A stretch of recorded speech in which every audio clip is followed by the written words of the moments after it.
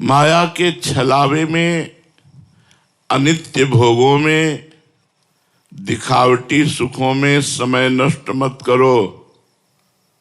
भगवान कह रहे हैं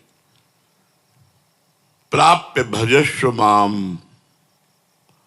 इस लोक में जो तुम्हें मनुष्य शरीर मिला है ये भजन के लिए मिला है। कोई बिरला ही विवेकवान ये समझ पाता है कि भजन के लिए हमें मनुष्य शरीर मिला है। हम लोग क्या है, जब अपने से आगे वाले को देखते हैं कार में, विशेष सुविधाओं में, विशेष धनी, तो ऐसा लगता है कि ये सुखी है। हमें एक भ्रम बना रहता है। अपनी पत्नी, अपने धन, अपने मकान, अपने पुत्र, अपना ज्ञान, इससे हम संतुष्ट नहीं रहते। हम दूसरों की पत्नी, दूसरों के धन, दूसरों का मकान, दूसरों की सुविधा, दूसरों का बुद्धिमानी, भले वो बेईमानी से कमा रहा है, हमारे अंदर ये रहता है ये सुखी है। लेकिन आपको सच्ची कहते हैं, सुख किसमें? भगवान की सर। इसीलिए न पारमेष्ठ्यम न महेंद्रधिष्ण्यम। पारमेष्ठ्यम बहुत बड़ा पद होता है ब्रह्मा जी का। न सार्वभौमम, सार्वभौम ब्रह्मा का पद पारमेष्ठी से लेकर के बहुत छोटा है। सार्वभौम मृत्यु लोक का है, इंद्रलोक, ये सब नहीं। मतलब क्या भगवान में सुख है कि बड़े बड़े पद, बड़ी बड़ी भोग सामग्री, बड़ा ऐश्वर्य, ये सब छूट जाता है। लेकिन हम लोग अपने मन में हमारे बगल वाला हमसे ज्यादा सुखी है, अमुक सुखी है, अगर मेरे पास इतना धन हो तो मैं सुखी हो जाऊं। 100 की सोचता है, फिर 1000 में पहुंचता है, फिर लाख में पहुंचता है, फिर करोड़ों में पहुंचता है, फिर अरबों में पहुंचता है। वो बढ़ता चला जाता है। माया का कार्य है मांग को बढ़ाना, भक्ति का कार्य है मांग को मिटा देना। जब माया में आप रहेंगे तो आपकी कामनाएं बढ़ती रहेंगी, ये हो जाए, ये हो जाए, ये हो जाए। और जब भक्ति होगी तो ये होगा, जोई जोई प्यारो करे सोई मोहि भावे। प्यारे जो करेंगे वो बहुत अच्छा करेंगे, बहुत अच्छा करेंगे, विश्वास करो। तो भगवान कह रहे हैं अनित्यम असुखम लोको मिमम प्राप्य भजस्व माम। इस संसार में अनित्य सुखों का त्याग करके जो मेरा भजन करते हैं वही परमानंद को प्राप्त होते, भजस्व माम। लेकिन मन जो है वो हमारा साथ नहीं दे रहा, हमारी बुद्धि हमारा साथ नहीं दे रही। शरीर को ही मैं मानकर, भोगों को सत्य मानकर भगवान का विस्मरण किए हुए, भजन को छोड़े हुए लोग आशीर्वाद मांगते हैं संतों से। कोई कोई तो जबरदस्ती हाथ पकड़ के अपने ऊपर धरवाना चाहते हैं। इससे कुछ नहीं होता।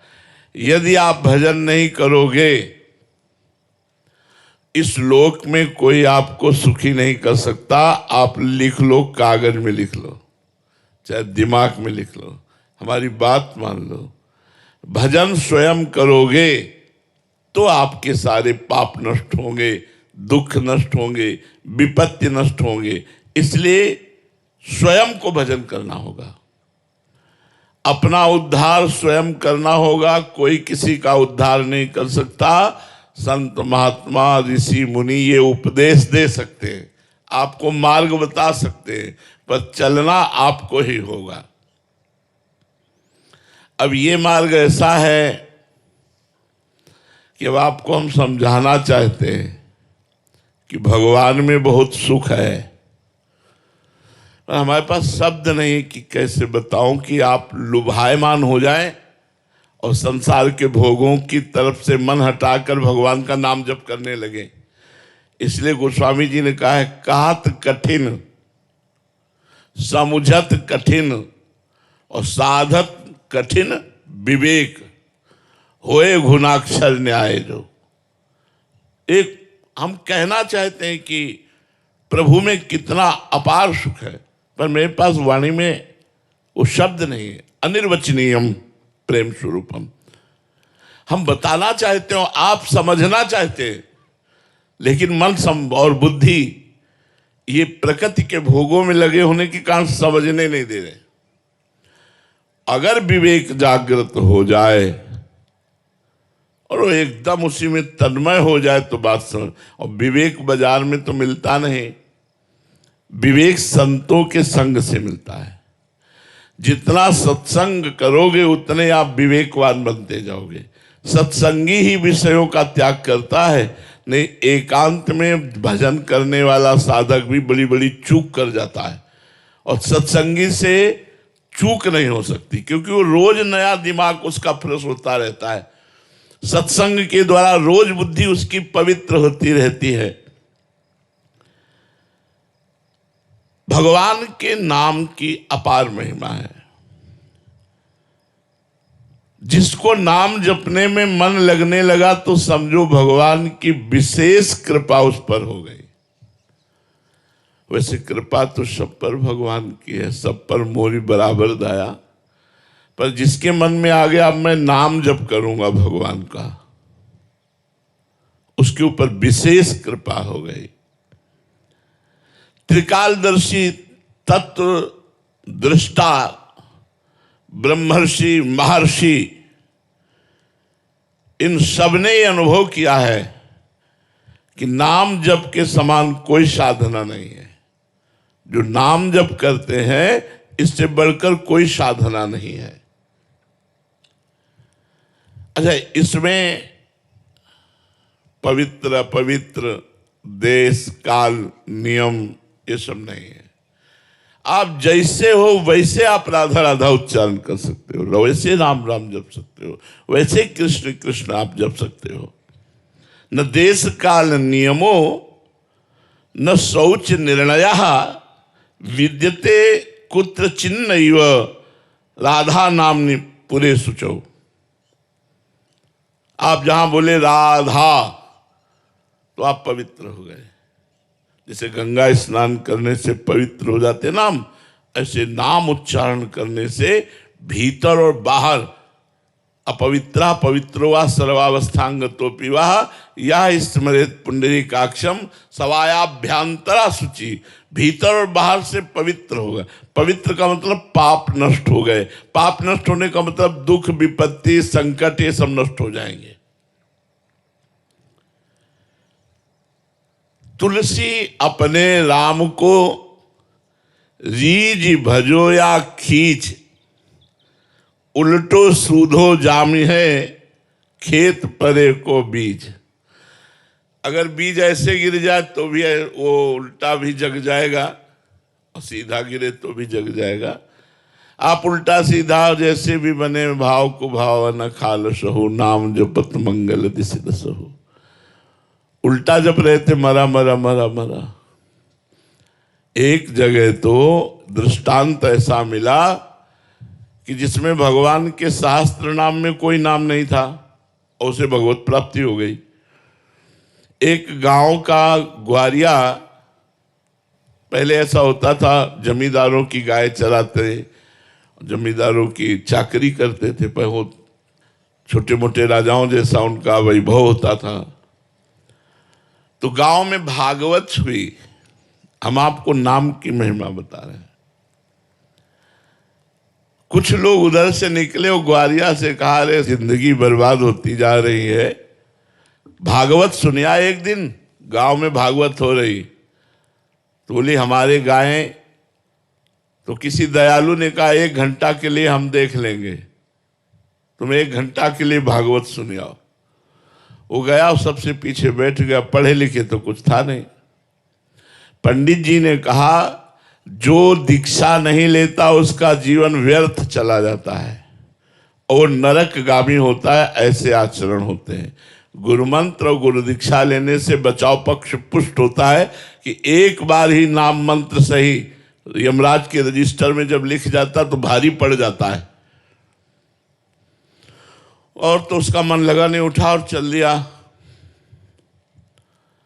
शाम के भाग के आया और पंडित जी से कहा, पंडित जी आपने कहा था गुरु दीक्षा लिए बिना मनुष्य का जन्म व्यर्थ हो जाता है। तो उसकी हालत देखी, फटे पुराने कपड़े, वो अपने आप दिखाई देता है।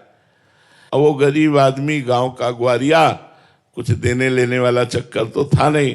पंडित जी ने कहा कि कल ले लेना। फिर शाम के आया, कहा कल ले लेना। ऐसे 7 दिन भागवत के पूरे हो गए। 8वें दिन पंडित जी, अब रात्रि में खूब भागवत समाप्त हुई तो दही दूध रबड़ी, जब तो सुबह 4 बजे तड़के शौच जा रहे थे।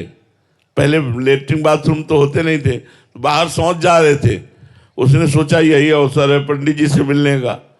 दौड़ के गया और कहा, पंडित जी गुरु मंत्र दे दो। अरे बोले पागल है, बोले बिना गुरु मंत्र लिए हम ले जाएंगे।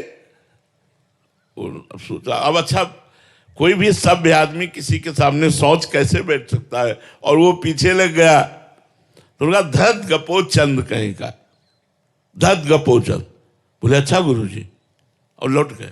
उसने समझा यही गुरु मंत्र है, गुरुजी ने दिया है। अब जमींदार से कहा, आज से हम गुरु मंत्र ले लिए, अब भजन करेंगे, अब आपकी गाय नहीं चराएंगे, आप भोजन देना या ना देना।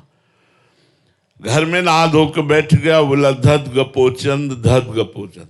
देखो भगवान के नाम की महिमा। अब इसमें कोई नाम नहीं भगवान का,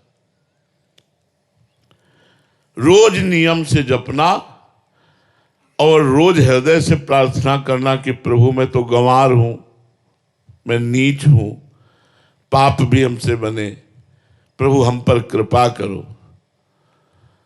तो रुक्मिणी नाथ भगवान द्वारिकाधीश जी, रुक्मिणी जी से कहा आज एक भक्त के दर्शन करने जाएंगे, उसको आशीर्वाद देंगे।